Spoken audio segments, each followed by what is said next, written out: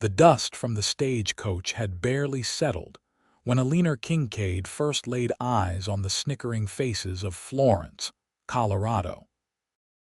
It was 1878, and she had traveled over 1,000 miles with nothing but a weathered carpetbag and the promise of marriage to a man she'd never met, a promise that now seemed as substantial as the morning mist evaporating in the harsh mountain sun. That's her. That's Carter Everett's mail-order bride. A woman in a faded blue dress whispered loudly enough for Eleanor to hear as she stepped down from the coach. "Lord have mercy, she looks like she'd snap in a strong wind." Eleanor straightened her back, clutching the letter that had brought her all the way from Boston.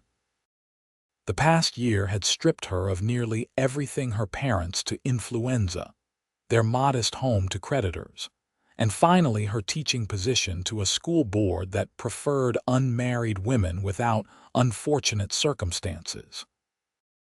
At 23, with no family and dwindling options, Carter Everett's advertisement in the matrimonial news had seemed like divine providence. "You're Miss Kincaid." The stagecoach driver handed down her trunk, avoiding her eyes. "Mr. Everett asked me to tell you he'll be along shortly." Eleanor nodded, smoothing her travel-worn dress. She wasn't beautiful, she knew that much, with her tall, thin frame and serious face. But she was educated, hard-working, and determined to make a good wife.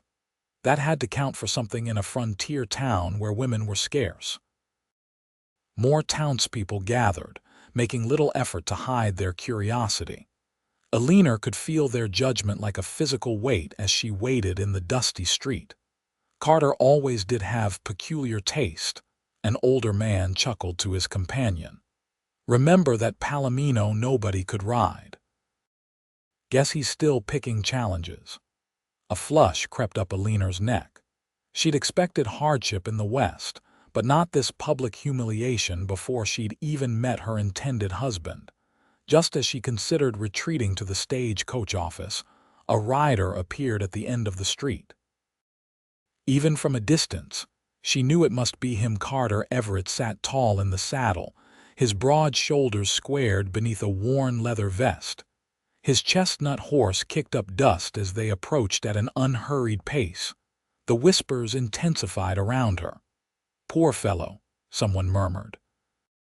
"Probably expected something different from that photograph she sent." Eleanor clutched her bag tighter.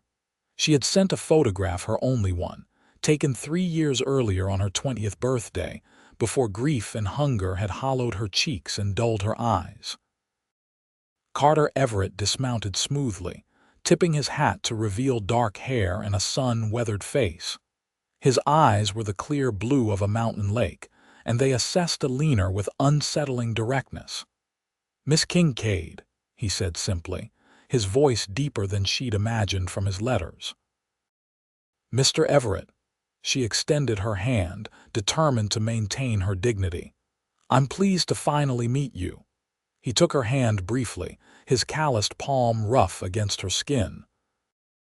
Up close, she could see the fine lines around his eyes, placing him in his early 30s, older than she'd guessed from his letters, but not unpleasantly so. "I see you've met some of Florence's finest citizens," he said, with a pointed look at the onlookers. An older woman stepped forward, her expression pinched with disapproval. "Carter Everett, you can't possibly be serious about this. She's not suited for ranch life. Look at her, city-bred and delicate as china. She'd never survive a winter here." Eleanor felt her chest tighten. She hadn't expected to be welcomed with open arms, but this open hostility before she'd even had a chance to prove herself was crushing. Carter's jaw tightened. "Mrs. Holbrook, I don't recall asking for your assessment." "Well, somebody ought to talk sense into you," the woman persisted. "After what happened with your father's place, that's enough." Carter's voice had a quiet authority that silenced the woman mid-sentence. He turned back to Eleanor, his expression unreadable. "Your journey was long. You must be tired." Eleanor nodded, struggling to maintain her composure. Yes, quite long. What happened next caught her entirely by surprise. Carter pulled a small notebook from his vest pocket, scribbled something quickly, and pressed the folded paper into her hand. "For you," he said quietly. Then, louder for the benefit of the gathering crowd, "I've matters to attend to at the ranch. Sheriff Peterson will see you settled at the boarding house." Before Eleanor could respond, Carter had mounted his horse and was riding away, leaving her standing alone with a piece of paper clutched in her trembling hand, and the curious stares of the townspeople boring into her back. A middle-aged man with a silver star pinned to his vest stepped forward. "I'm Sheriff Peterson, madam. Don't mind them new faces, always cause a stir in Florence." He picked up her trunk. "Mrs. Davis runs a fine boarding house just down the street." Eleanor followed the sheriff in a daze, waiting until they were away from the crowd before unfolding Carter's note. His handwriting was strong and clear, just like in his letters. "Miss Kincaid, I apologize for this welcome. Please rest tonight. I'll return tomorrow at noon. We have much to discuss. C.E." That night, in the sparse but clean room at Mrs. Davis's boarding house, Eleanor unpacked her few belongings and tried to make sense of the day's events. The landlady had been politely distant, offering a simple dinner and little conversation. Now, as moonlight streamed through the thin curtains, Eleanor read through Carter's letters again, 7 in total, spanning 3 months of correspondence. They were straightforward, honest letters describing his ranch, his hopes for a partnership in marriage, the challenges and rewards of life in Colorado territory. Nothing in them had prepared her for today's humiliation, nor for the man himself, more weathered and reserved than she had imagined, with eyes that seemed to see through her careful facade. Sleep eluded her as questions tumbled through her mind. Was he disappointed? Why had he left so abruptly? Would he return tomorrow only to send her back east? When dawn finally broke over the Rocky Mountains, Eleanor rose, washed in the basin of cool water, and dressed in her best remaining dress, a dark green wool that brought out the amber flecks in her hazel eyes. If today was to be her last in Florence, she would face it with dignity. Mrs. Davis provided a breakfast of strong coffee and cornbread without meeting Eleanor's eyes.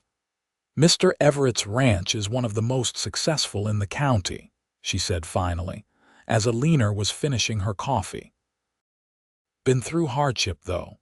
Lost his father and brother 3 years back in a dispute with the Hargrove outfit over water rights. Since then, he's kept to himself mostly." Eleanor absorbed this information, adding it to the little she knew about the man she'd agreed to marry. "Thank you for telling me." The morning dragged endlessly. Eleanor tried to occupy herself with a book, but the words swam before her eyes. By 11:30, she was sitting on the boarding house porch, watching the street with mounting anxiety. At precisely noon, Carter Everett rode into view. He changed his clothes, a clean shirt under his vest, his boots polished. He dismounted before the boarding house steps and removed his hat. "Miss Kincaid," he said, his voice revealing nothing. "Would you care to take a walk?" Eleanor rose, grateful that her legs remained steady. "Yes, I would."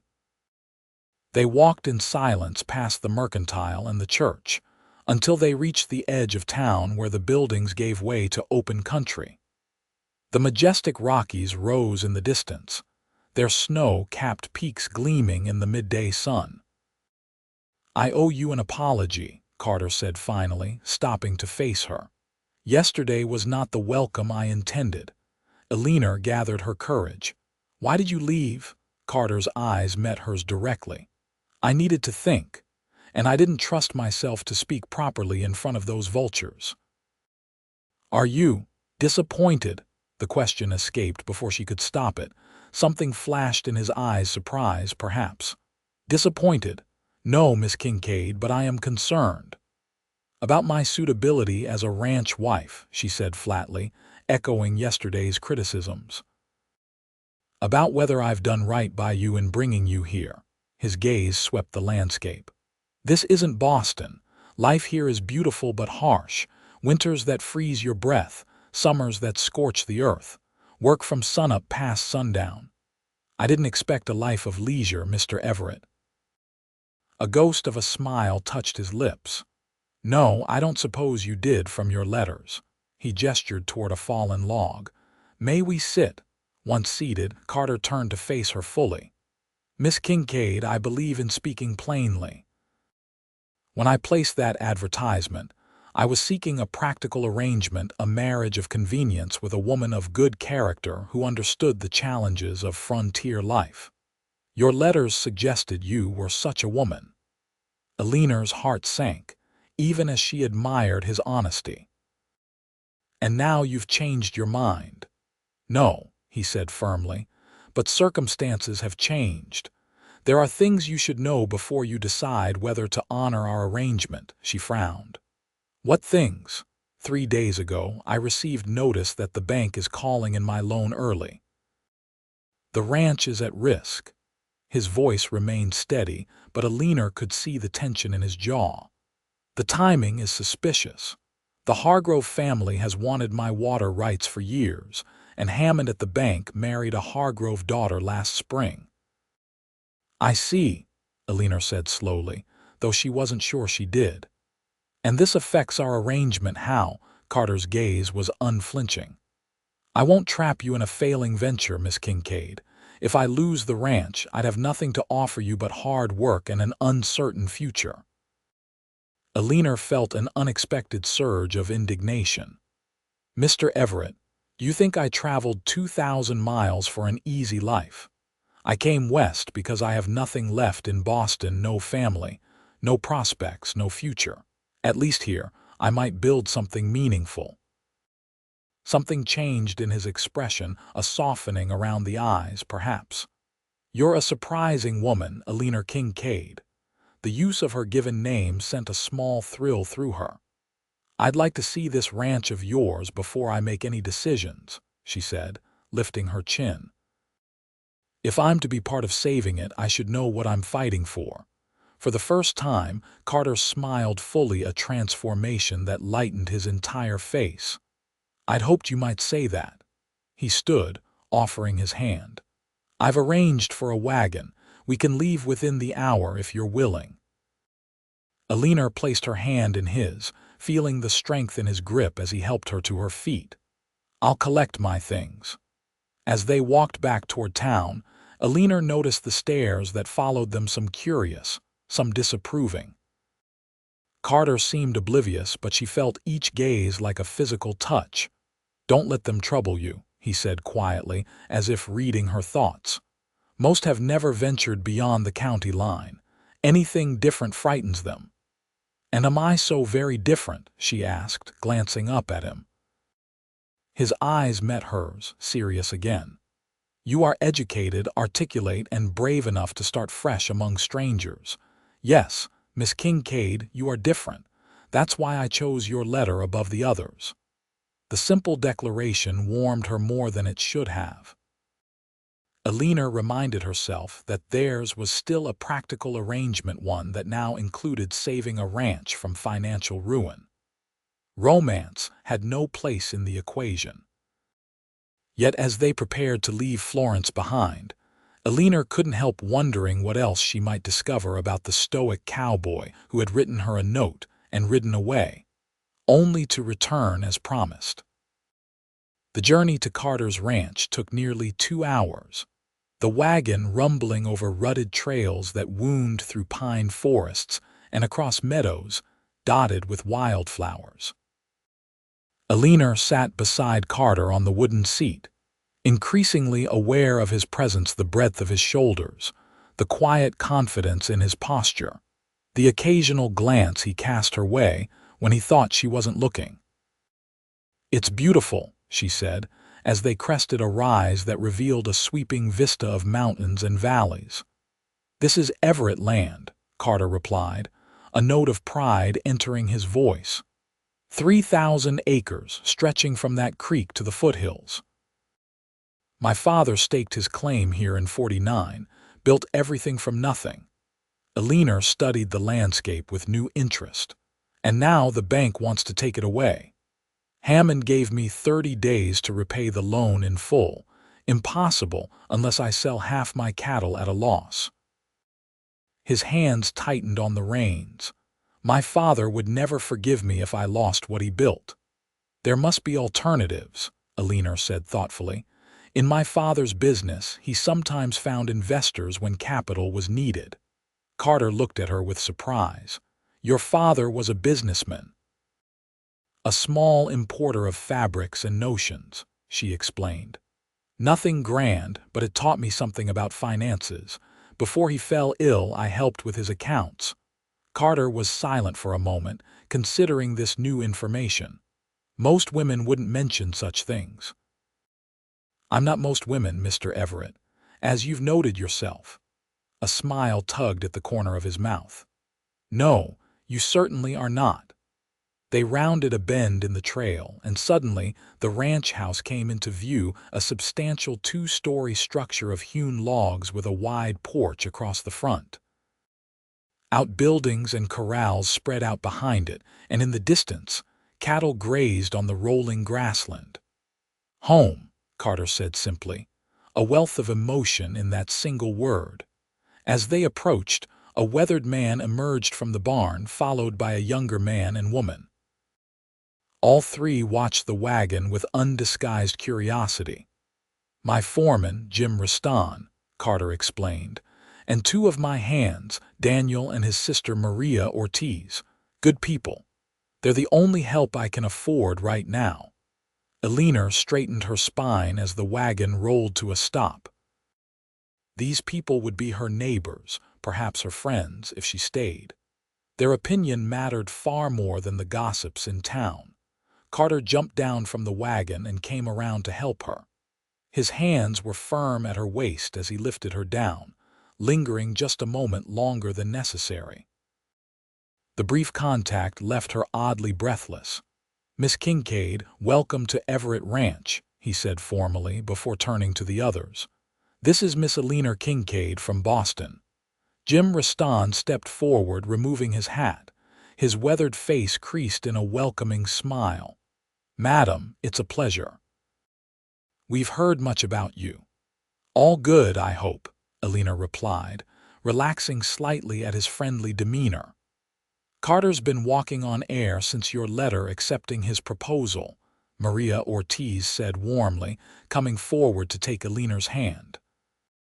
She was perhaps a year or 2 younger than Eleanor, with dark eyes that missed nothing. We've been so excited to meet you. Carter cleared his throat, a hint of color touching his cheekbones. Maria, perhaps you could show Miss Kincaid to the house while we unload her trunk. Maria nodded, linking her arm through Eleanor's. Of course, you must be tired from your journey. As they walked toward the house, Eleanor glanced back to see Carter watching her, his expression thoughtful. When their eyes met, he gave a small nod as if confirming something to himself. The ranch house was surprisingly comfortable inside, with polished wood floors and simple, sturdy furniture. A stone fireplace dominated the main room, and windows let in ample light. It was clean and well-maintained, but Eleanor immediately noticed the absence of feminine touches. No curtains softened the windows, no cushions brightened the chairs. Carter's mother died when he was 16, Maria explained, seeing Eleanor's assessing gaze. His father never remarried, and after he and Carter's brother were killed. Well, there's been no woman's hand here for some time. Eleanor touched the solid pine dining table, imagining family meals gathered around it. It's a fine home. It needs a mistress, Maria said bluntly. And Carter needs, she stopped herself. Forgive me, it's not my place to say. Please speak freely, Eleanor urged. I would rather know the truth of things. Maria hesitated, then continued in a lower voice. Carter is a good man, the best I know. After his father and brother were killed, he took on everything. Never complained, never faltered, but he's been alone too long, carrying too much. Her dark eyes held Eleanor's. When your letter came accepting his proposal, something changed in him. Hope, maybe. Eleanor absorbed this, trying to reconcile the reserved man she'd met with Maria's description. And now with the bank calling in the loan. He didn't tell you about that in his letters, did he? Maria sighed. He wouldn't, too proud. But the whole valley knows Hammond is doing the Hargroves' bidding. They've wanted this water for years. Their conversation was interrupted by the arrival of Carter and Daniel with Eleanor's trunk. Carter set it down carefully in the main room. I thought you might want to see the whole house before deciding where. He paused awkwardly. That is, there are several bedrooms upstairs. Eleanor appreciated his delicacy. Their arrangement had always been for marriage, but the circumstances had changed. He was giving her space to reconsider. I would like to see everything, she said. And then perhaps we could discuss your situation with the bank in more detail. Something like relief flashed across Carter's face. Of course. Daniel, could you and Maria see to dinner? Miss Kincaid and I have matters to discuss. The tour of the house revealed more of Carter Everett than his letters ever had. The library with its well-worn books of history and agriculture. The spotless kitchen with copper pots hanging in precise order. The upstairs bedrooms, one clearly his, with a quilt his mother had made, another that had belonged to his brother, preserved like a shrine, and a third, freshly painted and furnished with a new bed and dresser. For you, he said quietly as they stood in the doorway of the third room. If you decide to stay. Eleanor stepped inside, touched by the evident care taken in preparation. A vase of wildflowers sat on the dresser, and the bed was covered with a colorful quilt that looked recently purchased. It's lovely, she said, genuinely moved. Thank you. It's nothing fancy, he replied, almost apologetically, but comfortable, I hope. Mr. Everett, Eleanor said, turning to face him directly. I think it's time we spoke frankly about our situation. He nodded, his expression guarded. My study would be best for that conversation. Downstairs, Carter's study proved to be a small room off the main living area, lined with bookshelves and dominated by a desk covered in papers. He cleared a space, offering Eleanor the chair behind the desk while he sat opposite. First, she said once they were settled, I want to understand exactly what's happening with the bank. How much is the loan and when is it due? If Carter was surprised by her businesslike approach, he didn't show it. $5,000, due in 27 days. Under normal circumstances, I could manage it with the fall cattle sale, but Hammond knows that's 2 months away. And what options have you considered? Carter ran a hand through his hair, a gesture of frustration. Selling off cattle now would mean taking half what they're worth. I could sell some land, but any parcel valuable enough would include water rights, which is exactly what the Hargroves want. Eleanor nodded thoughtfully. What about other lenders? Surely there must be banks in Denver or Colorado Springs that would refinance a profitable ranch. I've written to 3, all declined. His mouth twisted in a humorless smile. The Hargroves have connections throughout the territory. Eleanor tapped her fingers on the desk, thinking, what about a private investor, someone with no connection to the Hargroves? I've approached everyone I know with means, Carter said wearily. No one wants to cross the Hargroves, or they don't have the capital available on short notice. Eleanor took a deep breath. There is one possibility we haven't discussed. Carter's eyebrows rose in question. My inheritance, she said simply. I told you my parents died last year. What I didn't mention is that when our debts were settled, there remained a sum of $4,000, my mother's family money, held in trust until my 25th birthday or marriage. Carter stared at her, clearly stunned. You have $4,000, currently held by my father's solicitor in Boston, she confirmed. It's why I was able to travel west as a mail-order bride rather than accept my cousin's offer of marriage. I knew I would not be destitute of things. Went poorly. Carter was silent for a long moment, his expression unreadable. Then, to Eleanor's surprise, he shook his head firmly. No, absolutely not. Mr. Everett Carter, he corrected automatically. And no, Eleanor, I won't take your money. It would be an investment, not a gift, she countered. I would expect proper legal documentation and interest. His jaw set stubbornly. I didn't bring you here to solve my financial problems. Why did you bring me here then? The question hung between them, charged with unspoken possibilities. Carter's eyes held hers, unexpectedly vulnerable. Because your letters showed intelligence, courage, and honesty. Because I've been alone too long. Because I believed we might build something worthwhile together. He paused. But that was before Hammond called in the loan. I can't ask you to tie yourself to a man who might lose everything. You're not asking, Eleanor said quietly. I'm offering a partnership as we discussed in our letters. A business partnership. His voice held an edge of something like disappointment. Eleanor chose her next words carefully.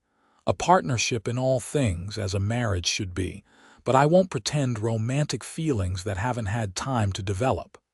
She met his gaze steadily. I respect you, Carter. I believe we could build a good life together. With time, perhaps more. Something shifted in his eyes, a warming, a softening. You're a remarkable woman, Eleanor Kincaid, and you're avoiding my proposal, she replied with the ghost of a smile.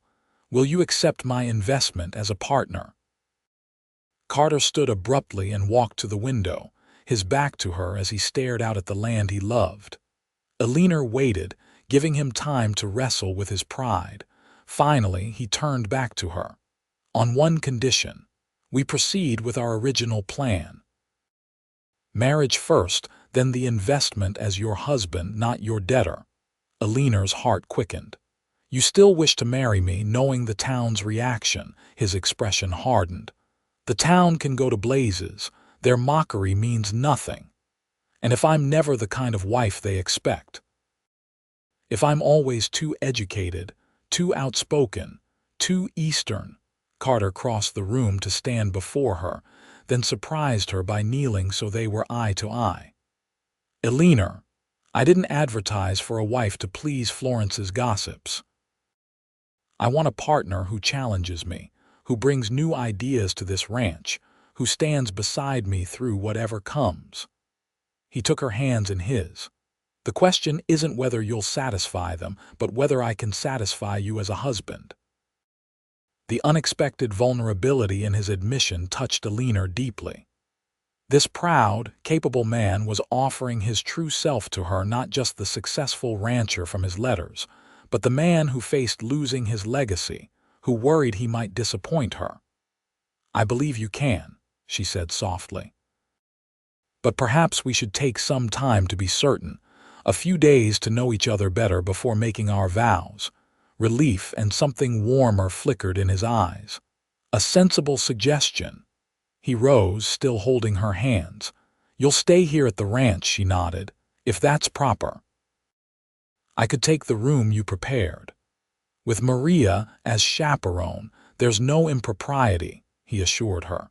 And it would give you a chance to see what ranch life truly entails before committing yourself. As their hands finally parted, Eleanor felt oddly bereft of his touch. She was being foolish. She knew developing feelings too quickly based on too little. Yet there was something about Carter Everett that called to her, something beyond his handsome face and honorable character. A recognition, perhaps, of a kindred spirit, someone who understood duty and sacrifice but yearned for more. Then it's decided, she said, rising from her chair. A trial period of, shall we say, a week, before we make our final decision. Carter nodded, his smile reaching his eyes. A week it is, Miss Kincaid, though I warn you, life here is never dull. You may find yourself running for the stagecoach long before then." "I doubt that very much, Mr. Everett," she replied, matching his lighter tone. "I've never been one to run from a challenge." Their gazes held for a long moment, and Eleanor felt a flutter of something new and fragile taking root in her heart. Not love, not yet, but perhaps its beginning. The next morning dawned clear and bright, with the crisp air of early autumn in the mountains. Eleanor woke to the unfamiliar sounds of a working ranch rooster's crowing, cattle lowing in the distance, the rhythmic chop of an axe splitting wood. For a moment, she lay still, absorbing the newness of it all. The bedroom Carter had prepared for her was comfortable, the feather mattress a luxury after weeks of travel. Through the window, she could see mountains bathed in golden morning light, so different from Boston's crowded skyline. A soft knock at her door roused her fully. "Miss Eleanor, it's Maria. I've brought hot water for washing. Come in, please." Maria entered with a steaming pitcher, her smile bright. "Did you sleep well?" "Wonderfully," Eleanor admitted, sitting up. "What time is it?" "Just past 6. The men have been up since 5. Maria poured the hot water into the basin on the washstand. "Breakfast is ready whenever you are. Carter said to tell you there's no hurry, you should rest after your journey." Eleanor swung her legs over the side of the bed. "Nonsense. If I'm to understand ranch life, I should keep ranch hours." Maria's smile widened. "I told Carter you'd say that. There's fresh coffee downstairs." 20 minutes later, Eleanor descended to the kitchen dressed in her simplest day dress, a practical navy blue cotton that wouldn't show dirt easily. She found Carter and Jim Riston at the kitchen table, deep in discussion over papers spread between them. Both men rose at her entrance. Carter's eyes warmed as they took in her appearance. "Good morning, Eleanor. I hope we didn't wake you." "Not at all." The mountains themselves seemed to call one awake. She accepted the cup of coffee Maria offered. "Please, don't let me interrupt your work." "We're just reviewing the cattle count before making decisions about the fall sale," Carter explained, gesturing for her to join them. "If you're interested." Eleanor took a seat, noting Jim's surprised expression at Carter's inclusion of her. "I'm very interested. How many head do you run?" For the next hour, Eleanor listened and occasionally asked questions as Carter explained the operation of the ranch, the breeding program his father had started, the seasonal rotation of pastures, the careful management of water resources that made the Everett Ranch more productive than its neighbors. "That's why the Hargroves want this land so badly," Jim explained. "Carter's father was smart about water, dug wells where others said there wasn't any, built catchments for the spring runoff. Which means even in dry years, our cattle stay fat while others struggle," Carter added. "With climate changing and more settlers arriving each year, water rights are becoming more valuable than gold." Eleanor nodded thoughtfully. "So Hammond calling in your loan isn't just about the land itself, but control of the water that could determine the future of the entire valley." "Precisely," Carter said, with evident appreciation for her quick understanding. "The Hargroves have 4 sons and not enough land between them. They need expansion. But surely there's public interest in preventing one family from controlling all the water resources," Eleanor mused. "Have you spoken with the territorial representatives?" Jim let out a short laugh. "Thomas Hargrove is the territorial representative, madam." "I see," Eleanor said grimly. "Politics and business intertwined just like back east." Carter pushed back from the table. "Enough gloomy talk for your first morning. I thought I might show you the ranch today if you're feeling up to riding." "I'd like that very much," Eleanor said, though uncertainty must have shown on her face because Carter's expression softened. "You don't ride?" "I had lessons as a girl," she admitted, "but it's been many years, and never Western style." Carter's smile was reassuring. We have a gentle mare who's perfect for beginners, and we'll take it slow." An hour later, Eleanor found herself perched somewhat uncertainly on a placid chestnut mare named Daisy, following Carter along a trail that wound through pine forests and open meadows. Despite her initial nervousness, she quickly remembered the basics of riding, and Daisy proved as gentle as promised. Carter rode a spirited black gelding, sitting easy in the saddle with the natural grace of a man who'd spent his life on horseback. He kept their pace leisurely, pointing out landmarks and explaining the boundaries of Everett land. "That ridge marks the northern boundary," he explained, as they paused atop a small rise. "Beyond it is Hargrove territory. To the east, we border federal land forest preserves that can't be claimed. South and west, smaller homesteads and ranches, all depending on water that flows through our property first." Eleanor gazed out over the landscape, struck by its harsh beauty and vast scale. "It's magnificent." "It is," Carter agreed, his eyes on her rather than the view. "Though I imagine it's quite different from what you're accustomed to." "Boston has its own beauty," she acknowledged, "but nothing like this openness, this sense of possibility." She turned to meet his gaze. "I can see why you fight so hard to keep it." Something shifted in Carter's expression, a deepening, a warming. "Most people see only the hardship of ranch life, not its rewards." "Perhaps because the greatest rewards are the hardest to explain," she replied softly. "The satisfaction of building something lasting, of working in harmony with the land rather than against it." Carter's eyes widened slightly in surprise. "Yes, exactly that." He seemed about to say more when a distant shout caught his attention.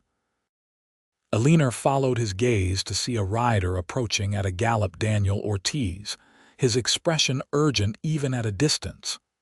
"Something's wrong," Carter muttered, spurring his horse forward to intercept Daniel. Eleanor followed more carefully, her heart racing with sudden anxiety. The two men met 100 yards ahead, Daniel gesturing wildly as he spoke. Carter's posture stiffened, his back rigid with what Eleanor suspected was anger. By the time she reached them, Carter was already turning his horse back toward her, his face set in hard lines. "What's happened?" she asked, reining Daisy to a stop beside them.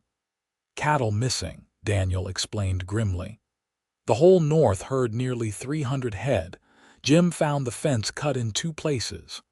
"Rustlers?" Eleanor asked, remembering stories from the newspaper. Carter shook his head, his expression dark. "No ordinary rustlers would dare hit the Everett ranch. This has the Hargrove stamp all over it." "But surely they wouldn't openly steal your cattle," Eleanor protested. "They're a prominent family." "They wouldn't dirty their own hands," Carter agreed. "But they employ men who would, and they control the sheriff in their township. By the time we could prove anything, the cattle would be rebranded or slaughtered." Daniel shifted nervously in his saddle. "Jim's already tracking them with 2 of the hands. Said to tell you they crossed onto Hargrove land." Carter's jaw tightened. "Of course they did."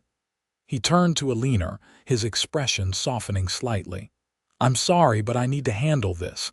Daniel will escort you safely back to the house." "I'd rather come with you," she said quickly. Carter shook his head firmly. "Too dangerous. If this turns ugly, all the more reason you shouldn't face it alone," Eleanor countered. "Besides, a woman's presence might help prevent violence. Men are less likely to draw weapons with a lady present." Carter studied her for a long moment, clearly torn between protecting her and acknowledging the logic of her argument. "She has a point, Jeef," Daniel said quietly. Carter sighed. "Stay close to me, and if I say ride for home, you do it without question." "Understood," Eleanor nodded solemnly. "Understood." They rode hard for the northern boundary, Eleanor gripping the saddle horn as Daisy kept pace with the faster horses. Her back and thighs ached from the unaccustomed exercise, but she kept her discomfort to herself, determined not to be the delicate Eastern woman the town had mocked. They found Jim Riston and the other ranch hands at the property line, facing off against 4 armed men on the other side of a downed fence. Behind them, Eleanor could see cattle milling in a makeshift corral Carter's missing herd. "That's far enough, Everett," called one of the men as they approached. "You're on Hargrove land now." Carter dismounted smoothly, his movements controlled despite the anger evident in his face. "Those are my cattle, Mitchell, and you damn well know it." Mitchell, a heavy-set man with cold eyes, smirked. "Prove it. They're on Hargrove Range, no brands we recognize." "Because you've already altered them," Jim growled, stepping forward. "I tracked them straight from our north pasture. The fence was cut clean. This was planned." Mitchell's hand drifted toward his holstered pistol. "Careful with your accusations, old man." Carter moved subtly, placing himself between Jim and Mitchell. "I want my cattle back, now." "Take it up with the law," Mitchell said with a shrug. "Oh, wait. Sheriff Donovan answers to Mr. Hargrove, doesn't he?" Eleanor felt the tension escalating dangerously. Mitchell and his men clearly wanted a confrontation, perhaps even hoping for an excuse to shoot. Carter and his hands were outnumbered, and any violence would only strengthen the Hargroves' position. Making a swift decision, Eleanor dismounted and stepped forward, placing a restraining hand on Carter's arm. "Mr. Everett, perhaps I might suggest an alternative approach." All eyes turned to her in surprise. Mitchell's eyebrows shot up. "Who's the lady, Everett? Didn't know you kept such fine company." Carter's muscles tensed beneath her touch, but his voice remained steady. "Miss Eleanor Kincaid, my fiancée. Eleanor, this is Bert Mitchell, the Hargroves' foreman." Eleanor inclined her head politely, summoning every ounce of her Boston upbringing. "Mr. Mitchell, I understand there's a dispute about these cattle. Since my arrival is very recent, perhaps you would enlighten me about the proper channels for resolving such matters in Colorado territory." Mitchell blinked, clearly thrown by her refined manner and direct question. "Well, madam, typically the sheriff, but you've mentioned Sheriff Donovan is closely aligned with the Hargrove family," Eleanor continued smoothly. "Surely there must be impartial authorities. A circuit judge, perhaps, or federal marshals. I ask because my uncle serves on the federal bench in Massachusetts, and he's always emphasized the importance of impartial justice." She was stretching the truth. Her uncle was merely a clerk of court, but Mitchell couldn't know that. The mention of federal authorities had the desired effect. Uncertainty flickered across his face. "The nearest federal marshal is in Denver," he said, less confidently. "Then perhaps a telegram to Denver would be appropriate," Eleanor suggested. "I'm certain they would be most interested in cattle theft of this scale, especially when water rights and bank loans are also entangled in the matter." She smiled pleasantly. "My uncle always says that federal authorities take a dim view of orchestrated attempts to force property transfers through illegal means." Mitchell shifted uncomfortably, glancing at his men. Carter remained silent beside her, but she could feel his tension easing slightly as he followed her strategy. "Look, lady, we're just following orders," Mitchell said finally. "These cattle were found on Hargrove land. That's all I know." "And yet the cut fence and clear trail from Everett property suggest otherwise," Eleanor replied. "A federal investigation would surely uncover the truth, don't you agree? Though such investigations can be terribly disruptive to everyone involved." She sighed. "If only there were a simpler solution." Mitchell scowled, but she could see him calculating. The Hargroves might control the local sheriff, but federal marshals were another matter entirely. "I'll have to speak with Mr. Hargrove," he said finally. "An excellent idea," Eleanor agreed warmly. While you do, perhaps we could agree that the cattle remain here, undisturbed until the matter is resolved, as a gesture of good faith." After a moment's hesitation, Mitchell nodded curtly. "Fine. They stay as they are until I return." As Mitchell and his men rode off toward the Hargrove ranch, Carter turned to Eleanor, amazement and something like admiration in his eyes. "That was remarkable." She managed to smile, though her knees felt suddenly weak with the aftermath of tension. Boston society has its own kind of battles. One learns to fight with words rather than guns. Carter's hand came up to touch her cheek lightly, their first truly intimate contact. "You're full of surprises, Eleanor Kincaid." The warmth in his eyes made her breath catch. For a moment the world narrowed to just the two of them, surrounded by mountains and sky. Jim Riston cleared his throat. "They'll be back, and probably not alone. We should prepare." Carter nodded, reluctantly dropping his hand. "You're right. Eleanor, I'm taking you back to the house." This situation could still turn dangerous. This time, Eleanor didn't argue. The confrontation had drained her, and she knew her presence might be more hindrance than help if actual violence erupted. As they rode back toward the ranch house, Carter kept Daisy close beside his own mount. "That was clever, mentioning your uncle on the federal bench." Eleanor felt a flush of guilt. "I stretched the truth. He's only a clerk." To her surprise, Carter laughed, a rich, warm sound that transformed his face. "Even better. You didn't actually lie, just let Mitchell draw his own conclusions." His eyes sparkled with genuine amusement. "You'd make a formidable poker player, Miss Kincaid." "I'll take that as a compliment, Mr. Everett," she replied, smiling despite the gravity of their situation. Carter's expression sobered. "You should know what you're getting into, Eleanor. The Hargroves won't give up easily. Today was just the opening move in what could be a difficult fight." "I understand," she said quietly, "but some things are worth fighting for." Their eyes met and held, and in that moment, Eleanor knew she was no longer thinking only of the ranch, but of the man beside her, this complex, honorable man who had brought her west with his honest letters, who had written her a note and ridden away when she was mocked, only to return as promised. By the time they reached the ranch house, Eleanor had made her decision. She would wire her father's solicitor immediately for her inheritance. Whether or not she and Carter proceeded with marriage, she would not stand by and watch the Hargroves destroy what generations of Everetts had built. The next few days passed in a whirlwind of activity. Eleanor sent her telegram to Boston requesting her inheritance be transferred to the bank in Colorado Springs, where Carter assured her Hammond had no influence. Carter rode daily to check on the disputed cattle, which remained in the makeshift corral under the watchful eyes of ranch hands from both properties.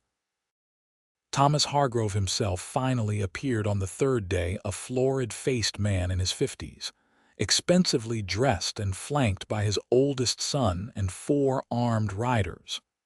Carter met them at the property line, with Jim and Daniel behind him. Eleanor insisted on accompanying them, despite Carter's concerns for her safety. "Miss Kincaid," Hargrove said, his eyes cold despite his cordial tone, "I understand you're new to our territory. Perhaps you're not familiar with how we handle matters out here."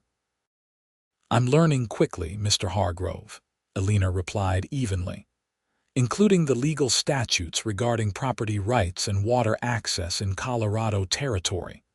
Hargrove's eyes narrowed slightly. "Educated, aren't you? Unusual in a mail-order bride." The deliberate attempt to humiliate her might have worked days ago, but Eleanor had found her footing. "As is attempted cattle rustling in a territorial representative," she countered smoothly. Carter stepped forward, his voice tight with controlled anger. "We're not here to exchange pleasantries, Hargrove. Those are my cattle, stolen from my land. Either return them, or I'll have federal marshals investigating by week's end. Bold threats from a man about to lose his ranch to the bank, Hargrove sneered. That situation is being resolved, Carter replied confidently. I'll have the full amount ready before the deadline. This news clearly surprised Hargrove, whose composure slipped momentarily. Hammond assured me. Hammond was mistaken, Carter interrupted. Now about my cattle. After a tense negotiation, Hargrove grudgingly agreed to release the herd, maintaining to the end that they had simply wandered onto his property through a fence that had fallen into disrepair. A transparent lie that everyone present recognized but no one challenged. The important thing was that Carter's cattle would be returned. As they rode back to the ranch, Eleanor could sense Carter's relief, though tension still lined his face. That's one battle won, he said quietly. But Hargrove won't give up so easily. He'll find another angle of attack. By then, my funds will have arrived, Eleanor assured him, and we'll have secured your loan. Carter glanced at her, his expression softening. You keep saying we. Because that's what we are, isn't it? She replied, meeting his gaze steadily. Partners facing this together. Something deepened in his eyes, a warmth, a certainty. Yes, together. That evening, after a simple dinner prepared by Maria, Carter invited Eleanor to join him on the front porch. The sun was setting behind the mountains, painting the sky in shades of gold and crimson. A cool breeze carried the scent of pine and sage. They sat side by side on the porch swing, not touching but close enough that Eleanor could feel the warmth radiating from Carter's body. For a while, they simply watched the sunset in companionable silence. I've been thinking, Carter said finally, his voice low, about our arrangement. Eleanor's heart quickened. Yes, you've been here 4 days now. You've seen the challenges, the conflicts, the hard work. He turned to face her, his expression earnest. If you wanted to return to Boston, I would understand. No one would blame you. Is that what you want? She asked quietly. For me to leave? God, no, he said with unexpected fervor. Eleanor, I want you to stay more than I've wanted anything in a long time. But I need to know you're staying because you want to, not out of obligation or pity. Eleanor considered her words carefully. When I answered your advertisement, I was seeking security, a fresh start, a practical arrangement with a man of good character. She met his gaze directly. What I've found is so much more. Carter's breath caught audibly. What do you mean? I mean that in 4 days I've come to admire your strength, your integrity, your dedication to this land and the people who depend on you. Her voice softened. I'm not ready to call it love, it's too soon for such declarations, but I believe it could become love with time. The vulnerability in Carter's eyes nearly undid her. I feel the same, he admitted. From your first letter, there was something about you that called to me, your intelligence, your directness. And since you've arrived, he shook his head wonderingly. You faced down the town's mockery with dignity. You stood beside me against the Hargroves without flinching. You've shown more courage and resourcefulness than I had any right to expect. He reached for her hand, his calloused fingers gentle against her skin. I'm not a man given to flowery speeches, Eleanor. But I want you to know that whatever brought you here, practicality, necessity, fate, I'm grateful for it. And I would be honored if you would consent to be my wife, not just as a business arrangement, but as a true partnership in all things. Eleanor felt tears pricking her eyes, unexpected and unwelcome. She blinked them away, determined to match his honesty with her own. Yes, she said simply. I will marry you, Carter Everett, not for your ranch or my security, but for the man you are and the life we can build together. The smile that transformed his face was worth all the miles she had traveled, all the mockery she had endured. Slowly, giving her time to withdraw if she wished, Carter leaned forward. His lips met hers in a kiss both gentle and questioning. Eleanor answered by leaning into the kiss, her free hand coming up to rest against his chest, feeling the steady beat of his heart beneath her palm. The kiss deepened, becoming a promise, a beginning. When they finally parted, both slightly breathless, Carter pressed his forehead to hers. "Tomorrow," he said softly, "I'll ride into town first thing and arrange for the preacher to come out to the ranch." "So soon?" Eleanor asked, though her heart leapt at the thought. "Practical considerations," he replied with a small smile. "The sooner we're married, the sooner your inheritance becomes legally available, and—" his smile widened. "I find I'm suddenly impatient to call you my wife." Eleanor laughed softly. "Then tomorrow it shall be." They stayed on the porch swing until the stars emerged, talking of practical matters and dreams alike, the improvements Eleanor envisioned for the house, Carter's plans for expanding the cattle breeding program, their shared hope for children someday. With each passing hour, the connection between them deepened, transforming from cautious partnership to something richer and more profound. When they finally said goodnight at the door to Eleanor's bedroom, Carter's kiss held a new promise, one that sent warmth spreading through her body and brought a blush to her cheeks. "Until tomorrow, Eleanor," he murmured. "Until tomorrow," she echoed, reluctantly closing the door between them. Alone in her room, Eleanor moved to the window and gazed out at the star-filled sky. So much had changed in so short a time. The woman who had stepped off the stagecoach in Florence, facing mockery and uncertainty, seemed like a stranger now. Here, on this remote ranch with this extraordinary man, Eleanor had found not just security but possibility, the chance to build something meaningful, to be valued for her mind as well as her practical worth as a wife. It was more than she had dared hope for when she answered Carter's advertisement. As she prepared for bed, Eleanor found herself anticipating not just tomorrow's wedding but all the tomorrows to follow, the challenges they would face together, the life they would build, the love that was already taking root between them. True to his word, Carter rode into Florence at first light. Eleanor spent the morning with Maria, preparing the house for the modest wedding ceremony.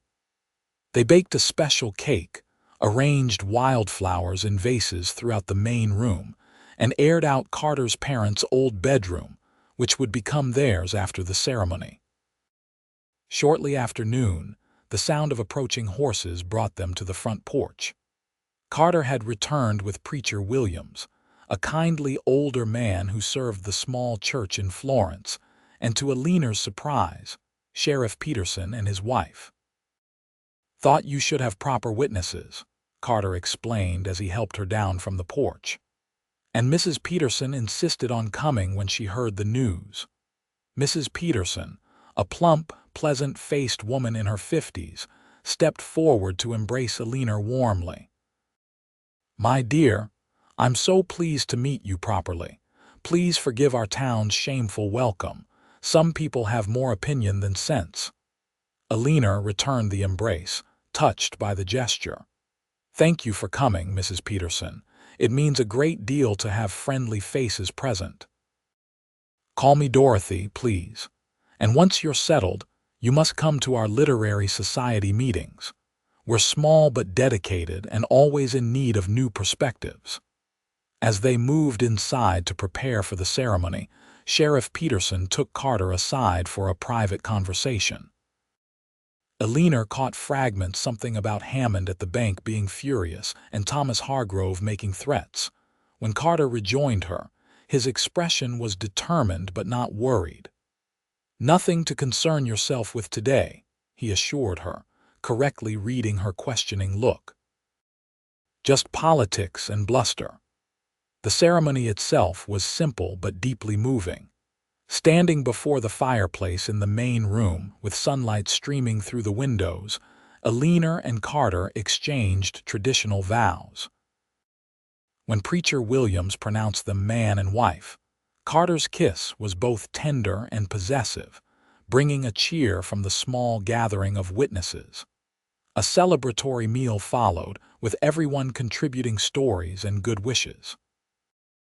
Even Jim Riston, unbent enough to offer a toast to the finest lady to grace Everett Ranch since the founder's wife herself. High praise indeed from the taciturn foreman. As the afternoon lengthened into evening, their guests finally departed, leaving the newlyweds alone for the first time since their vows. Standing in the doorway, watching the last wagon disappear down the trail, Eleanor felt a mixture of contentment and nervous anticipation. Carter's arm slipped around her waist, drawing her against his side. "Happy, Mrs. Everett?" The new name sent a thrill through her. "Very happy, Mr. Everett." He turned her gently to face him, his expression suddenly serious. "I want you to know something, Eleanor. Whatever happens with the ranch, with the Hargroves, with any of it marrying you would still be the best decision I've ever made." Emotion tightened her throat. "And I would still choose you, even without the ranch or the land or any of it." Their kiss sealed the promise, and as Carter swept her into his arms to carry her upstairs to their bedroom, Eleanor knew with absolute certainty that she had found her home. The following weeks brought both challenges and triumphs. Eleanor's inheritance arrived from Boston, and Carter rode immediately to Colorado Springs to secure a new loan that paid off Hammond's claim. The banker's fury was reported throughout the county, as was Thomas Hargrove's when he learned his plan had failed, but the Hargroves weren't finished. When Carter's cattle mysteriously lost access to a waterhole that had always been considered common property, Eleanor researched territorial water laws and discovered a legal precedent that protected established usage rights. When rumors began circulating in Florence that Carter had bought an Eastern wife to save his failing ranch, Eleanor confronted the gossips directly, winning reluctant respect with her dignified responses and obvious devotion to her husband. Through it all, the bond between Eleanor and Carter deepened. Their partnership extended to every aspect of ranch management, Carter teaching Eleanor about cattle breeding and range management, Eleanor introducing modern accounting methods, and helping Carter draft persuasive letters to potential investors for his planned expansion. In their private moments, they discovered a passion neither had expected from their practical arrangement. Carter proved to be a tender and attentive lover, and Eleanor surprised herself with her eager response to his touch. Night after night, they explored this new dimension of their partnership, finding in physical intimacy a language to express feelings still too new and precious for words. By the time winter settled over the valley, bringing short days and long, firelit evenings, Eleanor and Carter had developed routines and rhythms that made it hard to remember a time before they were together. The ranch house was transformed by Eleanor's touch. Colorful quilts and cushions softened the sturdy furniture. Curtains framed the windows, and bookshelves held volumes of poetry alongside practical manuals on agriculture and animal husbandry. Christmas approached with a festive air. Eleanor and Maria decorated the house with pine boughs and red ribbons, while Carter and the men slaughtered a pig for the holiday feast. They invited neighbors from surrounding homesteads, as well as Sheriff and Mrs. Peterson from town, a gathering that would have been unthinkable months earlier, when Carter kept to himself and avoided social connections. On Christmas Eve, after their guests had departed and the house was quiet save for the crackling of the fire, Carter presented Eleanor with a small package wrapped in silver paper. "For my wife," he said simply, his eyes warm with affection. "Though no gift could match what you've given me these past months." Eleanor unwrapped the package with careful fingers to reveal a delicate silver locket. Opening it, she found a miniature photograph of Carter on one side, the other empty. "For our future," Carter explained, touching the empty space gently. "For the family we'll build together." Tears filled Eleanor's eyes as she fastened the locket around her neck. "It's perfect," she whispered. "I love it, and I love you, Carter Everett." It was the first time either had spoken those words directly, though they had shown their love in countless ways. Carter's face lit with joy as he gathered her into his arms. "And I love you, Eleanor Everett, more than I ever thought possible." As they stood together before the fire, wrapped in each other's arms with the promise of their future bright before them, Eleanor thought of the journey that had brought her to this moment. From the mockery she had faced stepping off the stage-coach in Florence, to the note Carter had written before riding away, to his return and the life they had built together, every step, even the painful ones, had led to this perfect happiness. When they spoke of it later, in the warm darkness of their bedroom, Carter confessed what he had written in that first hasty note the day they met. "I wrote that I was ashamed not of you, never of you but of the town's behavior and my own cowardice in not confronting them immediately. I promised to return when I had myself under control, when I could speak to you properly without my anger showing." His fingers traced the curve of her cheek. "I was afraid I'd destroy any chance with you if you saw how close I was to throttling Mrs. Holbrook for her rudeness." Eleanor laughed softly. "And I thought perhaps you were disappointed, looking for a graceful way to withdraw from our arrangement." Carter pulled her closer. "I knew from the moment I saw you standing there, so dignified despite their cruelty, that you were exactly the woman I wanted, stronger and braver than any of them could imagine." "We've proven them wrong, haven't we?" Eleanor murmured against his chest. "About me, about the ranch, about everything." "We have," Carter agreed, pressing a kiss to her hair. "And we'll keep proving them wrong for as long as it takes." As the new year dawned, bringing with it fresh challenges and opportunities, Eleanor and Carter faced them together, equal partners in the ranch, in their marriage, in their life. The mail-order bride who had been mocked had found not just a husband but a true partner. And the cowboy who had written her a note and ridden away had returned to discover his perfect match had been waiting for him all along. By spring, when the wildflowers bloomed across the valley and new calves wobbled alongside their mothers in the pastures, Eleanor had news of her own to share. Standing with Carter on their front porch, watching the sunset paint the mountains in gold and crimson, she placed his hand gently on her still flat abdomen.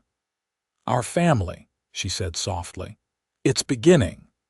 The joy that blazed in Carter's eyes was beyond anything Eleanor had ever seen. He gathered her carefully in his arms as if she had suddenly become fragile and precious. "A child," he whispered, wonder in his voice. "Our child." In that moment, with the land they loved spread before them and the promise of new life between them, Eleanor and Carter Everett stood at the threshold of their future, a future built on courage, partnership, and a love that had grown from the most practical of beginnings into something extraordinary. And in Florence, when news spread of the coming Everett heir, even Mrs. Holbrook was forced to admit that perhaps she had been hasty in her judgment of the Eastern mail-order bride. For anyone who saw Eleanor and Carter together could not doubt the rightness of their match, nor the strength of the bond between them, a bond that had transformed not just their own lives, but the very fabric of the community around them. The years would bring more children, 2 sons and a daughter, each with their father's strength and their mother's intelligence. They would bring challenges, 2 droughts and harsh winters, political struggles and economic uncertainties. But through it all, Eleanor and Carter would stand together, their partnership only strengthening with each obstacle overcome, each triumph shared. And sometimes, on quiet evenings when the children were asleep, and the ranch was peaceful under the star-filled sky. They would remember their beginnings, the mockery, the note, the return, and marvel at the journey that had brought them to such happiness, such fullness of life.